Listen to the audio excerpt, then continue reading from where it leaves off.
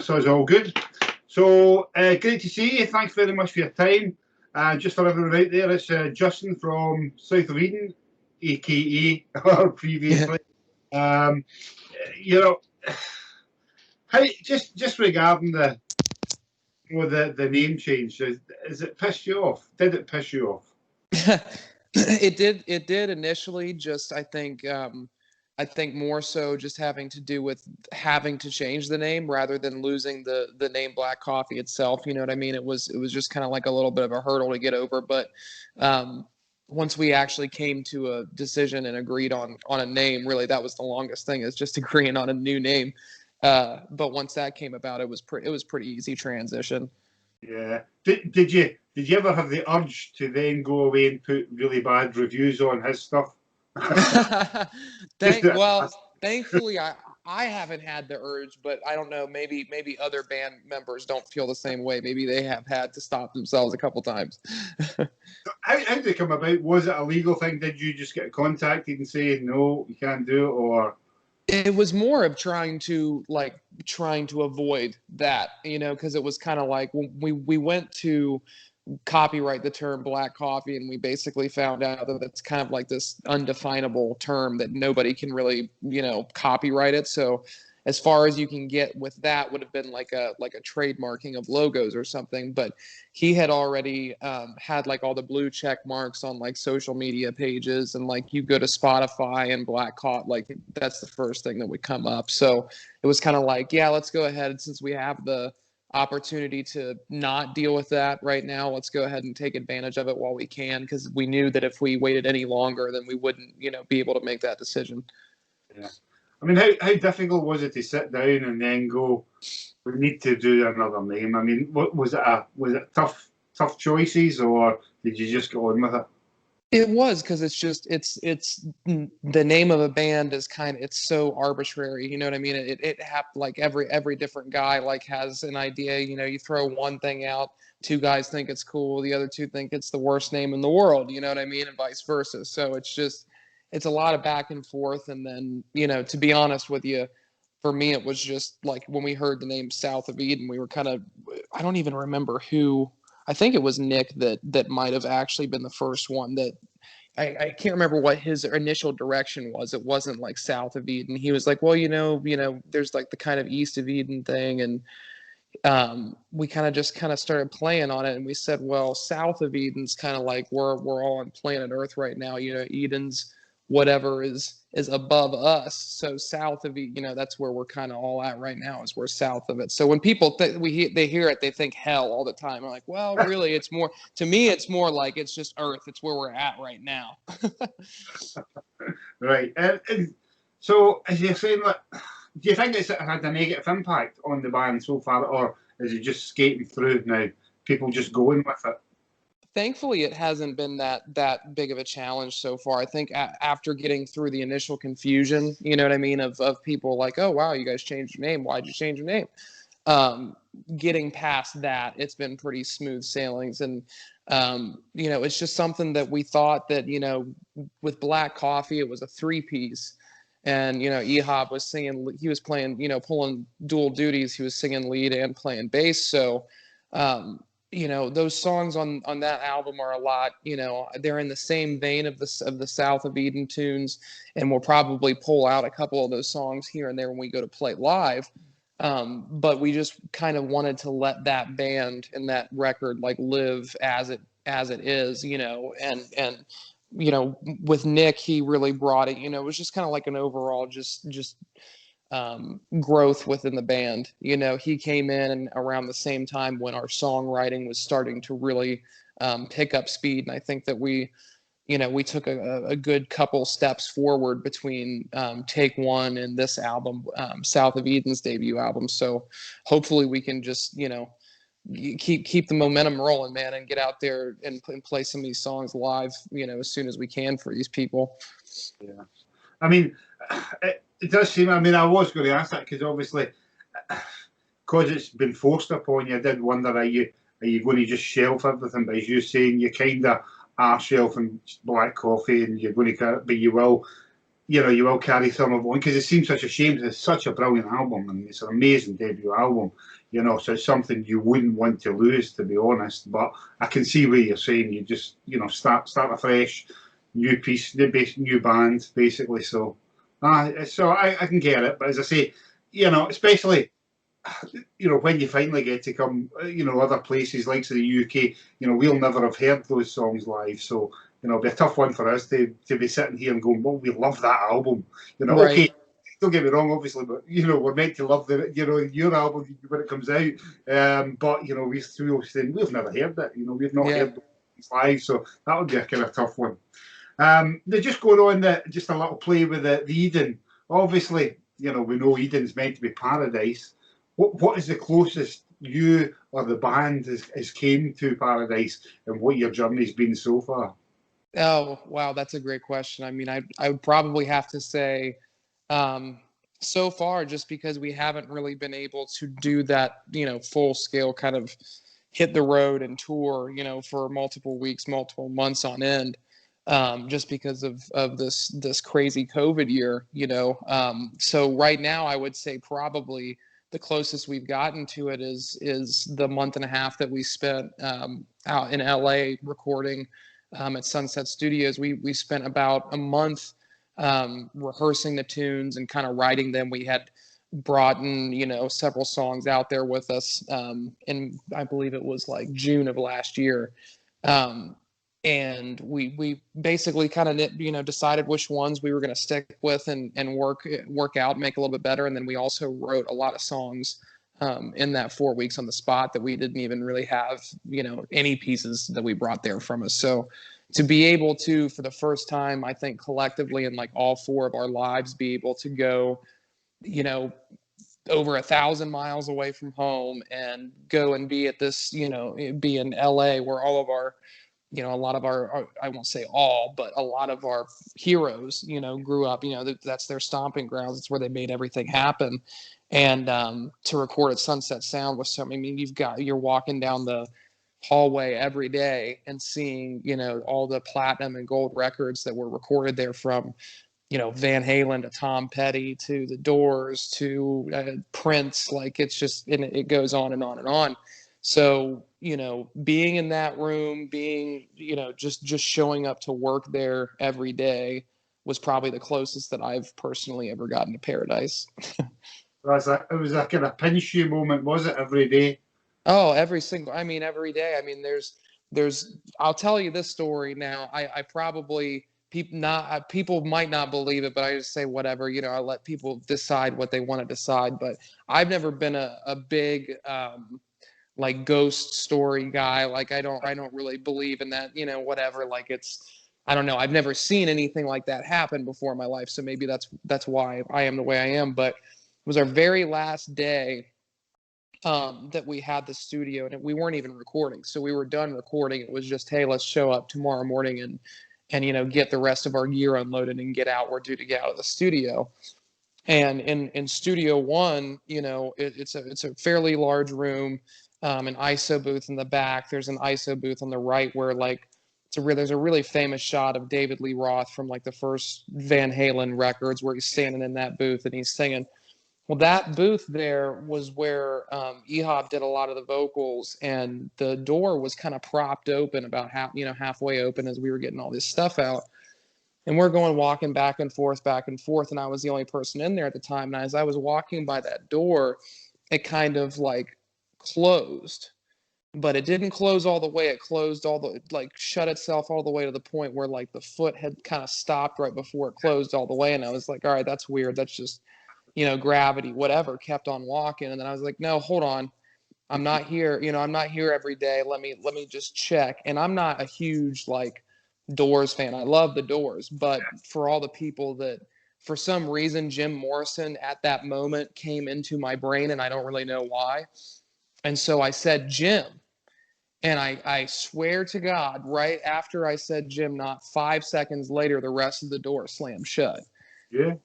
Yeah, and I was like, and of course I'm like looking around over my shoulders to see where everybody's at, and I'm like, of course nobody's in here right now. I'm the only person in here. But that was my that was a pretty wild moment Did that there. freak you out a bit then? What's that? Did that freak you out a bit? A little bit, just a little bit, because I'd never been a part of anything like that. I'm sure there, some gravity or some explanation to it. Somebody could probably point out, but it's easier for me to say it was the ghost of Jim Morrison. Cool story. Now, since you mentioned it in Hollywood, did you guys behave while you were there? As the most part, all those other guys, I'm the only single guy, so they were all really having to mind their P's and Q's because they were having to call their ladies at night, and yeah, no, we do pretty good. You know what I mean? I think that for all the kind of crap that's out there, you know what I mean? There's good partying and bad partying, and I think that we like to have fun and not make total asses of ourselves. I think so. We did an all right job of that. Did you do the total fanboy stuff? Did you do the whole strip and go to whiskey and? Yeah, we did when we were there. Actually, we had a gig that we actually played at the Whiskey, and we played at the Viper Room as well while we were there. So that was really cool to play at those two places, and obviously playing the Viper Room before it closed was crazy. So yeah, we did the whole Sunset Strip thing, and it was kind of it was eerie, you know what I mean? It was kind of it was the same streets and the same strip that on the pictures you've seen growing up, but it was not as it was not as kicking as it was back in the day. And as we were kind of talking to the locals and stuff, and they're like, yeah, West Hollywood's kind of like a ghost town.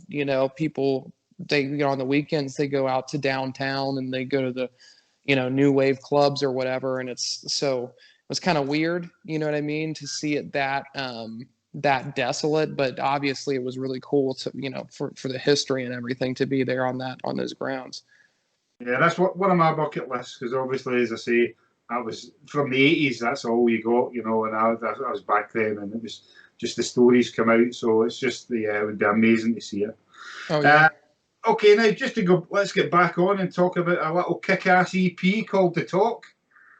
Absolutely loved it. It's fantastic. Thank you. Every track is an absolute monster. But what's your favourite track on it and why? Wow. I mean, they're all. It's hard to pick between them all because they all have they hold hold a special spot to all of us for different reasons. But probably of the 4 songs that we released, I'd say Solo is probably my favorite song. Just because of the lyrical implications of it, that was something that Ehab writes about 90% of the lyrics, and I didn't have any input in the lyrics directly. The song was a little bit inspired by me and some of the issues that I was going through, dealing with alcoholism and stuff like that, and so that song. That song's about that inner struggle, either watching somebody go through something like that, battling addiction and trying to stick up for them and trying to stay there for them in their time of need, but also knowing that sometimes people can get too toxic, and sometimes you have to do what's best for yourself, and sometimes that means saying, hey, I got to say goodbye for right now, you know what I mean? And so we've all been we've all been affected by addiction in different ways, whether it's personally or just with people around us who we've seen it happen to them. So that song was a special place for me. So what's it like, a song like that, which is so personal, to have someone obviously who has taken what your story and written the lyrics for it and sings that back to you. So how was that for you the first time you heard it? Well, it was funny and interesting because I don't think that he really knew that that's what he was writing about while he was writing it. And I remember listening to some of the first mixes back, and just getting these goosebumps on that song, because I was like, oh man, and almost feeling kind of uneasy about it, because it was me realizing, like, okay, that's him, talking about me, Right. and we talked about it, shortly after that, and even he was kind of like, oh yeah, you're right, I thought about that, a little bit after the fact, and it was actually our drummer Tommy's girlfriend who had pointed that out. She was like, the song's about Justin, right? And he was kind of like, kind of questioning, but also like, yeah, actually, I think it is. So yeah, it's definitely eerie. But like I said before, it's also, it's around, it's really prevalent. It's around, whether it's friends seeing, people you grow up with who, unfortunately lose their lives, or whether it's actually, death, or actually, losing them as friends, and not being able to be around them anymore. You know what I mean? We all get affected by it differently. And that really sounds as if that's something that could be very therapeutic for you to play live, when you No, play. absolutely. Yes, but it sounds great. The EP, it does sound similar to Take One, but there's also a distinct move. Where is the band now compared to where you were when you were doing the debut? Like I said, I think that our writing's grown. You know what I mean? I think that we've become, we know what to expect from one another a little bit more. I think we know what to expect from, ourselves, and what we're looking to get out of the music. The longer we play together and the more songs we write, the more of a I hate to label it as an image, but that's kind of like what you start to develop is that image, and that your unique sound. And we're always trying to like one up ourselves. It's kind of like you made the really interesting point earlier about like being able to go out to, the UK and playing songs off of Take One, because we know that like those songs were, we got some of our best streaming numbers from Take One out of the UK. So we're dealing with the same exact thing right now in the States, where it's like we're sitting on, really a 10-song album um, that we recorded in the summer of last year, and we're just kind of like waiting to, for the right time. So that's why we put these 4 songs out as kind of like an appetizer, as a teaser, for the full length. And in the perfect world, we would have been able to do it earlier this year, and been touring and playing those songs and in front of the masses all year.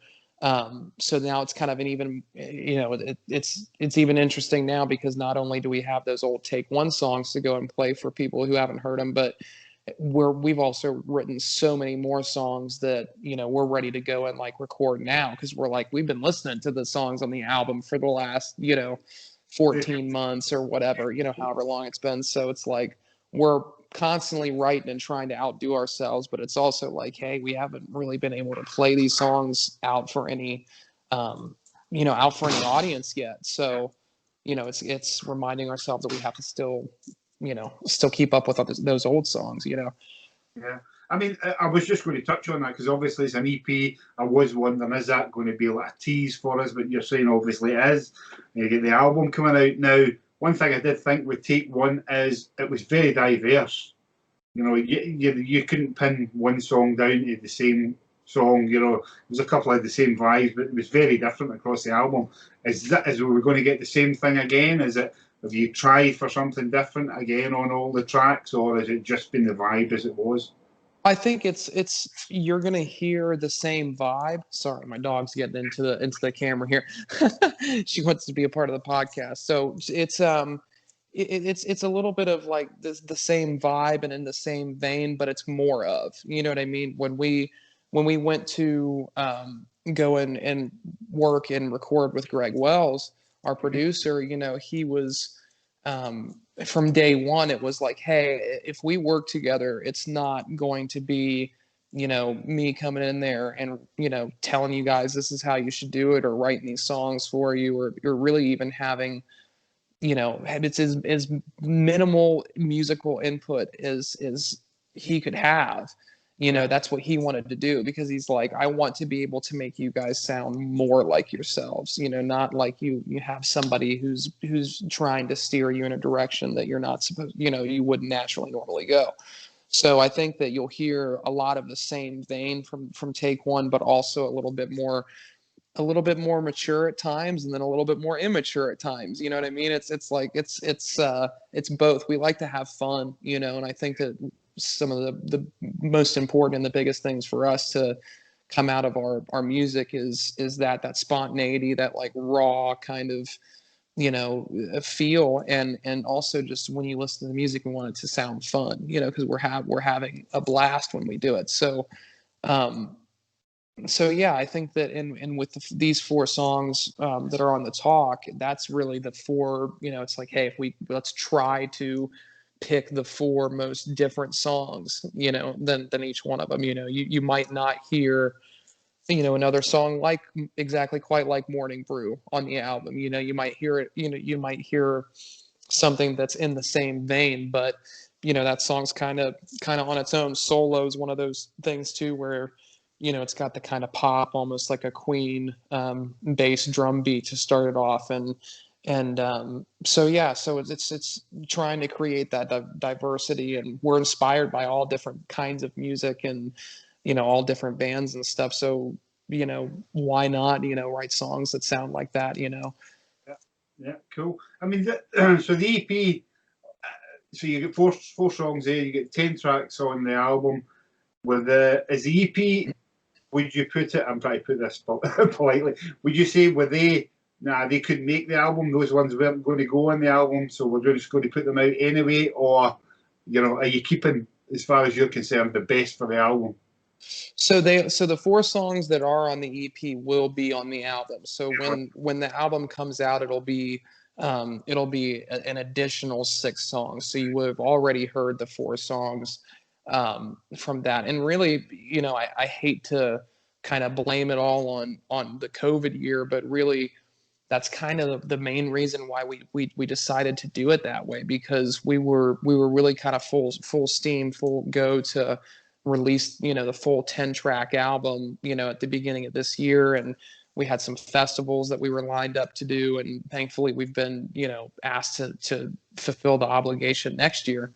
But obviously we couldn't do any of that, so it was kind of like not knowing what the market was going to be like, not knowing are people going to be consuming music right now when they can't go out and see bands live. What's that going to do to the market? We were really not sure. And then it was probably midway through spring, right in the beginning of the summer, where it was like, hey, it became pretty apparent that it's like, if we keep waiting, we might be waiting around forever here. You know what I mean? So it's like, we got to do something. So we released Dancing with Fire as the first single, and it had a really, a really great, generous response, that we were, like I said, not really sure what we were going to get. And it, kind of allowed us that feeling of like, okay, you know what, I think we can put some of these songs out here, and even though we wanted it to be a first album release, be the first thing that comes out, and not even have to worry about the EP kind of thing. You know what, let's just let go of that, because we can't control it. So we got these 4 songs out, and thankfully, like I said, the response has been nothing but amazing for us. So we're just going to kind of keep it going full steam ahead. And we've got a couple other things that are in the works too that haven't really been announced yet, but a couple, like we just did a live in studio Audio Slave cover that's up on our YouTube channel right now. It's South of Eden Band. And we've got a couple, like this morning we were just on our local radio station, rock station 99.7 The Blitz in Columbus, Ohio, and debuted an acoustic version of the talk. So we'll be able to kind of release some of those little tidbits and stuff between now and when the actual album comes out, just to kind of keep more content rolling along for the fans and stuff, because we're that's what we're constantly trying to think right now, is what can we do for content to get to people while concerts aren't happening. Yeah, so it was a good point, actually. I mean, regarding seeing how people are feeling about it personally. Yeah, I mean, I usually do about 3 gigs a week here. Glasgow is brilliant for music, and the UK scene is amazing at the moment, especially smaller bands. So there's a huge gap. So anyone I speak to, I think I couldn't even tell you how much vinyl I've bought since COVID shut down. I've just been buying coloured vinyl in every sort of form you can imagine. So it's good to hear that the demand is there. I think probably more than it would have been before. Yeah, and that's the thing too, is that I think that you know people are so, I think people, everybody's in the same spot. We're all kind of stuck at home, doing our day jobs. If we're not doing our day jobs from home, right? There's probably only, I don't know, maybe 50% of the people who are actually able to go to their jobs. So I think now, it's hard, you know what I mean? Because it seems like, I mean, I don't know. I'm sure you guys have it a little bit more controlled over there than in the States. In the States, it's like, it's just complete. It's either you're on this side or you're on that side, and if you're not on this side, then you must hate us and be on the other. You know what I mean? And it's just, it's been such a so it's just been madness. You know what I mean? Where it's like you want to go out and get back to normal as soon as possible, but also you understand and recognize the fact that this could be a pretty, obviously it is a pretty serious deal, and it's scaring a lot of people, and you don't want to put anybody at risk. You don't want to get anybody extra anxious, and they say, oh well, I'm gonna chance it tonight, and I'm gonna go see it, go see this show, and then God forbid, the worst case scenario happens. I think that's what every band, every performer, every business owner is probably, just losing sleep over right now. I mean, I know we are. You know what I mean? Is just, no. I mean, we've done that here in our hometown where we released, or we announced a couple shows in October. We did or announcing an October 3rd show. It sold out so fast that we decided to open up a second night. So we're going to do October 2nd and 3rd, and they're going to be totally socially distanced, go inside and masks when you're standing up and walking around. And when you're sitting at your table, with your friends and family, you can take them off. And, I do not envy the security's job that night, because I don't know how in the world they're going to be able to keep, these rock and roll fans from, I don't know how they're going to keep them sitting down at a table all night, but we're going to do our best to try and keep the peace and have the best night of music that we possibly can. I mean, I was going to touch on that, obviously, because you've got gigs, coming up. You've got the two of them, one sold out straight away. Do you think when you come to play the show, you think you're going to get more out of it? Do you think you'll really take it in?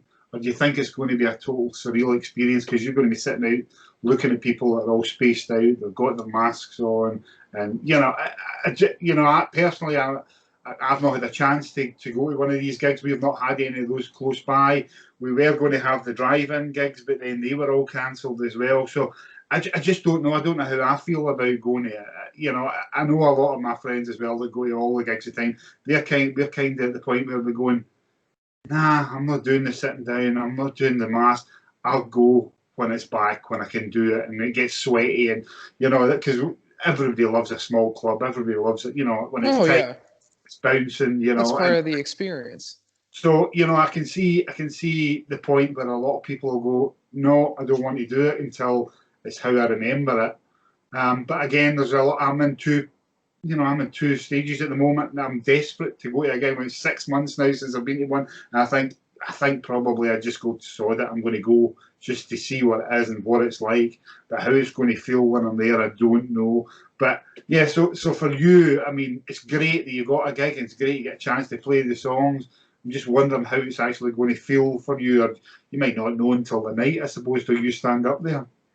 Yeah, that's kind of, I'm sure if you ask, different guys, you probably get four different answers. But for me, it doesn't hit me until the day up, man. It really doesn't. And it doesn't hit me until, like, we're like 15 minutes from going on, and we're standing on the side of the stage, and I'm looking at Tommy, he's twirling his sticks, and I'm looking out, and you see the first couple rows of the crowd, and that's when my nerves really start kicking in.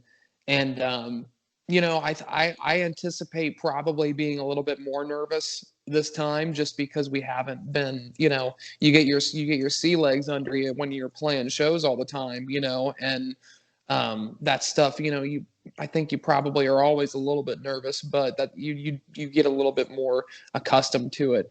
And now I think it's just going to be like, all bets are off, with the nerves at least, because it's been so long since we've done it. And it probably will be weird to see just people sitting down at tables at a rock show. Like I've played, little small, like, jazz, blues, jam kind of clubs and stuff. And that's a totally different setting, but like to be at that setting and then to play like loud rock music, it's going to definitely be interesting. But I think I would anticipate it to be a pretty loud night, even with the crowd sitting down. I think that they've made it, our fans in Columbus have made it loud and clear that they're dying to see us, and we're dying to see them too. So I'm anticipating to see everybody sitting down at their tables, hopefully, so that nobody gets unfortunately asked to leave, and if people get as loud as they possibly can sitting down, man, it's gonna be an experience for sure.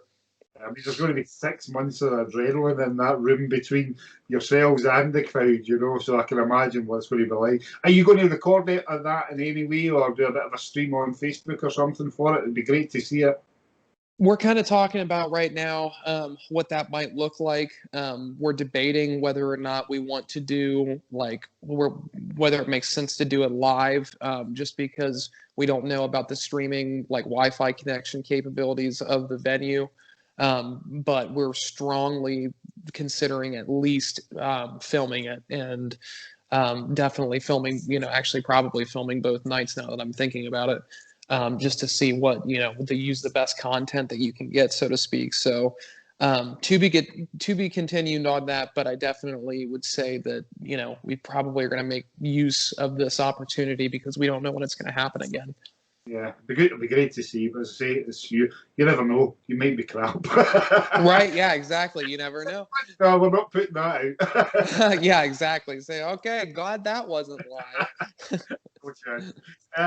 No, just to touch on, because something that was really quite big for you was obviously the record deal with Lava. Mm-hmm. How has that changed anything you've done as a band? I mean, I've seen you say that when you brought the producer in, they didn't want to touch anything, but has the record company kind of been breathing down your neck with anything, or are you still basically, it's all your shots that are called? I mean, it's really, thank goodness, it's business as usual for us. You know what I mean? It's just that we have like a hell of a team that's behind us, and because it's funny because we were negotiating and kind of working with Greg and trying to feel each other out before we even had the record deal. So we were kind of feeling out both Greg as a producer, on our own, while also kind of feeling out Lava, and not only Lava Records, but a couple other record companies. And, being a young rock band, you've heard, I mean, every single rock band that, damn near that's existed has gotten screwed on their first, record deals. So it's like always, trying to make sure that we don't ever get into a situation like that. So, I mean, thankfully, as crazy as it sounds, I know probably sounds ridiculous, but thankfully it's been like nothing but smooth sailings. And that's why we went with Lava, because we were totally, I'll admit, we were totally prepared to go it alone and do it completely on our own. And I think that we probably still would have found success. I don't know that it would have been, in the same way and maybe this quick, or, what it would have looked like. But, obviously to be with Lava and to be, with Jason and his company, his company, I mean, huge opportunities for us. And thankfully they look at us exactly like Greg was looking at us when he was working with us. It's like, hey, we're interested in you guys for you. It would be totally heinous for us to try and change who you are, when we're interested in you. So we want to make you, sound more like you. So it's been a really great experience, because you hear those horror stories, all the time. I mean, all the time you hear those horror stories, and thankfully, we haven't had anything like that happen yet. I mean, this, as I say, that's really good, because, as I say, I'm still hearing young bands, in the UK are getting the same story and, getting ripped off. So it's good to hear. Okay, let's talk about the tour bus. That poor bugger must be feeling lonely. You haven't Right. get much use out of her this year, have you? No. It's a good investment because I love watching it when you were, when you done the videos and you got out, you got the bus and then started to change it. And I thought that's just the coolest thing ever. So are you still happy with it? Oh yeah, it's great. I mean, we've gotten it out a couple times just to run it and get the fluids through it and stuff this year, but it's cool. It's it's that 24 valve Cummins Bluebird school bus, man. So it's a beast. It's a beast to drive, but thankfully they here in the States, if you convert the bus over to a recreational vehicle, you don't have to have a CDL in order to drive it. So we all know how to drive it. Thankfully, we've all definitely got our hours underneath us with it for sure. Is there any tales at all you want to tell us from the bus, especially since the other guys aren't here? So you want to drop them in it? Well, I wish I could, no pun intended, throw them under the bus on something, but I will tell you. I'll tell you one story, and it's not. I'll tell you, it does mainly involve me, but I can tell you it's our best tour story to this point. I think that the guys would probably tell you the same story on the bus, but so. And I'll try to keep it quick, but we played Epicenter last year, and it was a week before Sonic Temple. Right. And we played Epicenter, I believe, on Saturday, and the Foo Fighters were closing out the whole weekend on Sunday night. So um, we had basically split up half and half. So Nick and I, the bass player, were with our photographer, John Payne, who shot the music video for Dancing with Fire, and he was kind of acting as our like photographer tour manager at the time. And the rest of Ehab and Tommy and their girlfriends were inside watching the show. So we took our bus behind, basically to the point of where it was directly behind the stadium and behind the main stage. And it's where they had all the vendor RVs kind of parked. And so we get through all there, all the security, and we get there and whatever. And we're hanging out with a couple of the vendors that we know that we've traveled with and become good friends with. And we were up on one of their RVs, and our tour manager photographer John Payne, he's probably the one guy around the band that like you wouldn't want to get into a fight with him. Like we're all not like the biggest fighters, so it's probably like we play music, that's our thing. But John, like, definitely don't want to mess with him. But so anyway, he's the one person that would have actually been able to do something in this scenario. And he gets a call that only lasts 2 minutes. So he leaves the RV. Now, within the 2 minutes that he's not on the RV, what happens is one of the ladies comes running to the RV, and she's screaming bloody murder. She's going, "Somebody, quick, quick, somebody's breaking onto our bus and stealing all of our things." And so me and the bass player and I look around, and we're like, okay, well, shit, we got to go see what this is all about. So we go over and then, turn the corner, and here's another lady who's standing outside of the RV, pointing in the RV now, screaming bloody murder. And we're looking at each other. We're the only guys there around a lot of females. So we're like, all right, well, we got to go in and see what's going on. And so I go in there, and I find, back turned toward me, a much larger man than myself, who I think is our tour manager, pinned to the ground. Yeah. And at that point, I kind of like snapped out of it, and I grabbed him by his shoulders, got him off the bus, and we tussled a little bit. And in the middle of the squirm, I broke my wrist, my picking wrist. Yeah. Now, mind you, this is like a week before Sonic Temple, and about 4 weeks before we're supposed to be in LA to record with Greg. Okay, and I just freaking clean broke my wrist. So go and talk to the doc, and I'm like, hey, he tells me, hey, you got a clean break in your wrist and you need surgery. I'm like, well, I can't have surgery yet because I got to play Sonic Temple in a week, and also, I'm going to be in LA for 6 weeks this summer. So essentially, he basically made me this splint that I could take on and off, and it gave me some support and stuff where like it wasn't it wasn't strong and obviously clearly broken. So I actually played, if you can believe it or not, I played Sonic Temple with a broken wrist, and then also recorded the entire album with a broken wrist, and then went and had the surgery on it in August, like when we got home. So that was, I guess I dealt with the majority of that off the road, but it was something that happened on the road and with the bus that none of us have forgotten since. That's for sure. How is it now? Is it okay? It's good. Thank God. Yeah, it's like it's probably, I've got it's a little bit stiff sometimes when the like cold fronts come in and whatever. You know what I mean? Outside of just making sure to stretch in the mornings and stuff like that, it's pretty much back to 100%. Thank goodness. Yeah, that would have been a worry. Yeah, big time.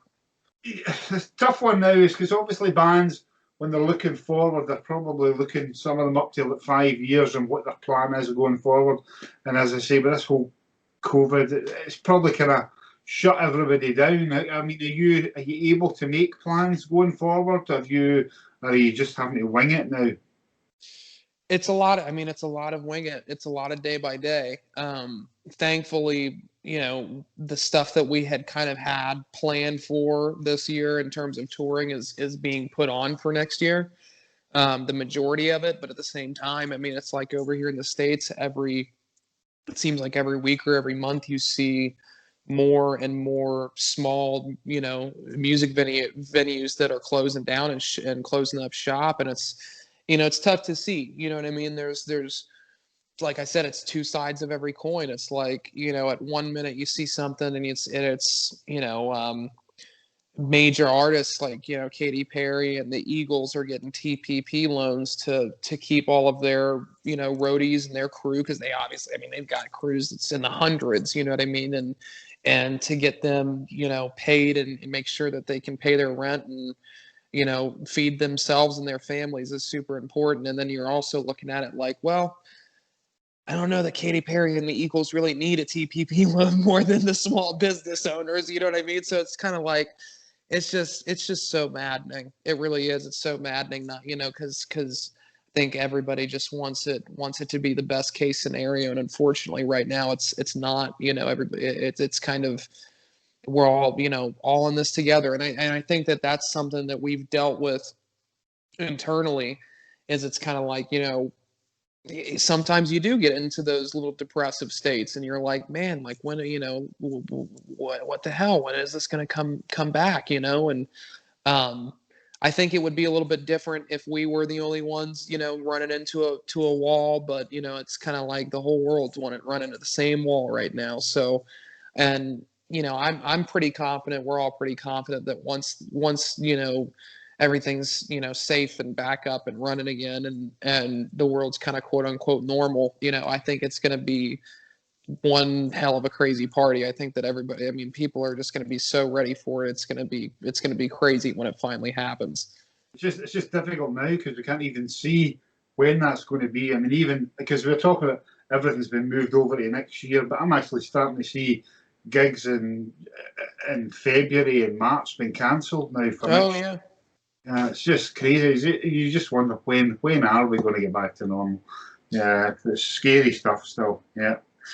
Now I'm going to finish off quite quickly. I've kept you on for quite some time, but if you look at your blog or on your statement, you do say you're not trying to create something new, which that usually means that you go back. I'm not saying you're stuck in the past, but like to me, I've obviously got music that I grew up with that I still love to this day, and no matter how many new bands and stuff I listen to, that's always who you go back to.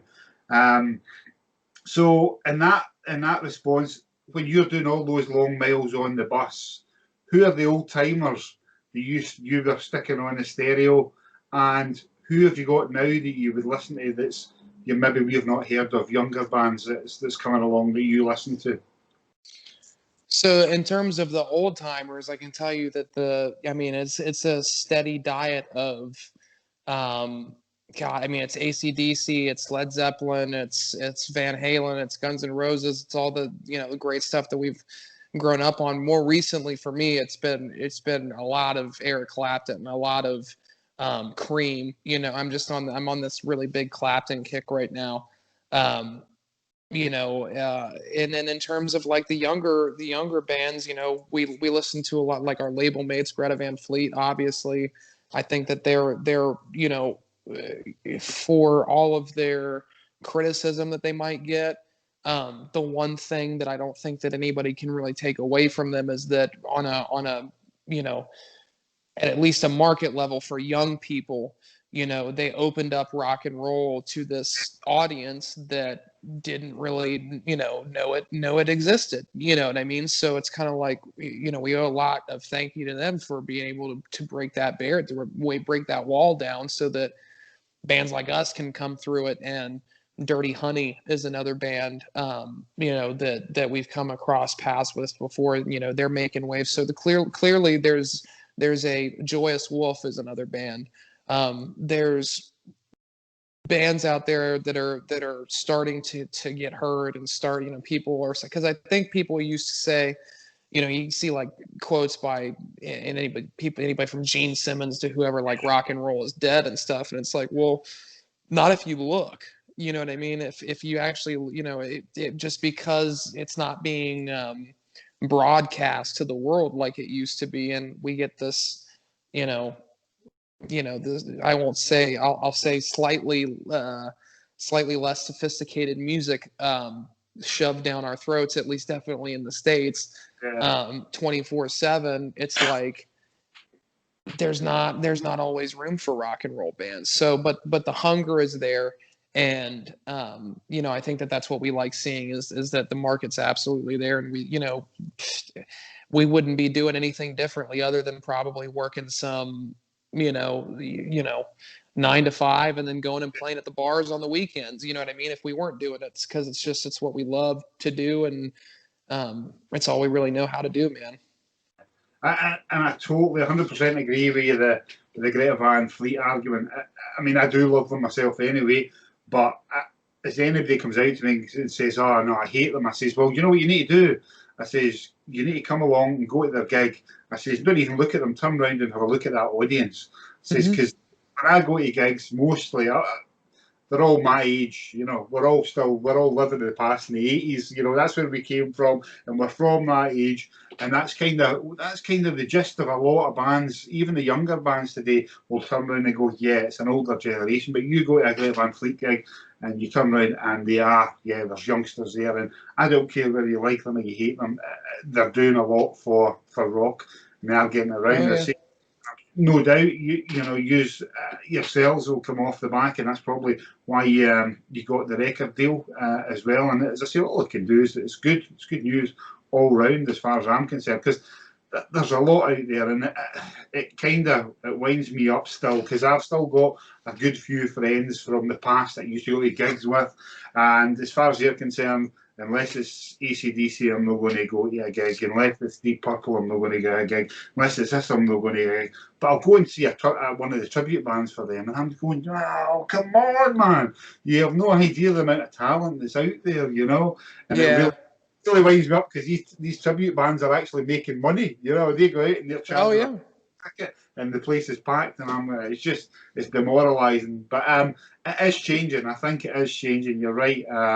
And it is coming back, and there is younger people get involved, and that's the best thing. That's all we can do, and hopefully you are going to be part of that as well. I hope so, man. I mean, like you said, everything it goes in cycles, and everything comes back. I mean, even when we're kind of like relating what's happening right now in rock with kind of what happened with grunge in the 90s, and what happened with grunge in the 90s was really just a repeat of 60s. Yeah. You know what I mean? It was we're going to go back to doing stuff raw. We're going to, write songs about screwing the system and anarchy. It was punk. You know what I mean? And I mean, that's kind of what's happened to us now is that people have been listening to music, really since the start of the 21st century, and they expect a certain thing. Everything gets recorded to a click track. Everything gets, half the time it's not even instruments. Half the time it's just, somebody behind a keyboard, and not even an actual keyboard. I'm talking like a computer keyboard, So it's like to just hear bands and hear music that's people are okay. There's a drummer sitting up there. There's a bass player. There's a guitar player. There's a singer. Like to see that, I mean, that's huge. You know what I mean? I want, nothing. I want to raise a generation of kids who want to pick up guitars and drumsticks instead of freaking Xbox controllers, man. I think that's where we get stuck in this so much is, you know, it's just a weird time, but I think that it's finally coming back around, and that, like I said, that hunger is there. And it's funny you made that point about the tribute bands and stuff. If we can get those guys to still go to the tribute bands, but also like, hey, go and see a band on Friday night that you've never heard of before. You know what I mean? Because you never know what you're gonna see or what you're gonna get. You might go walk in there and it's that's the next, Rolling Stones, or there's the next Prince. And, Exactly. you just went in there because it was your cool local spot in town and it was Friday night, I mean, we are quite lucky in Glasgow. We've got quite a big promoter now, and they're very, very good because they know where their money is. Their money is in tribute bands, so they put tribute bands constantly on all across Glasgow, but they make sure that they put a small Glasgow band on the bill with them. So there's always local talent on it, and it's just brilliant to see because he's trying to meld it too, and they actually do take the money that they make from the tribute bands and they'll put on like a New Blood show, and it'll be like 4 or 5 Glasgow bands will get put on one night, and it's a showcase for them. So that that's a great thing. So but yeah. As I say, you're talking, just one of the comments you said there, it says talking about keyboards and stuff, because somebody put up a post in my Facebook the other day, and it was a DJ, it was a girl DJ, and they turned around and there was about 35 people in the audience filming this one DJ on their phones, and I'm thinking, what the fuck? Yeah, it's crazy. Yeah. You know what I mean? It's just one person. But anyway, that's another argument. We could probably discuss that all night. Right. Yep. Oh, yeah. But so I'm going to wrap up there, but I just want to say thanks very much for your time. It's been excellent. Loved it. And I'm going to leave just on one request. When this shit's all over, will you please try and get to the UK? Because we would love to see you. And I know would love you. Yeah, absolutely. We can't. I mean, it's like top of our list. I mean, I think that we might even want to be getting out on the road in the UK, even more so than doing it in the States right now. I mean, so as soon as we're available and ready, and which we are, right now, but as soon as the world's ready and available, we'll be there, man. Trust me, because we know that rock and roll is alive and well out there in the UK, man. So we got to bring it. Definitely. So thanks very much. It's been an absolute pleasure talking to you. Yeah, thank you for having me on, Richie. I appreciate it.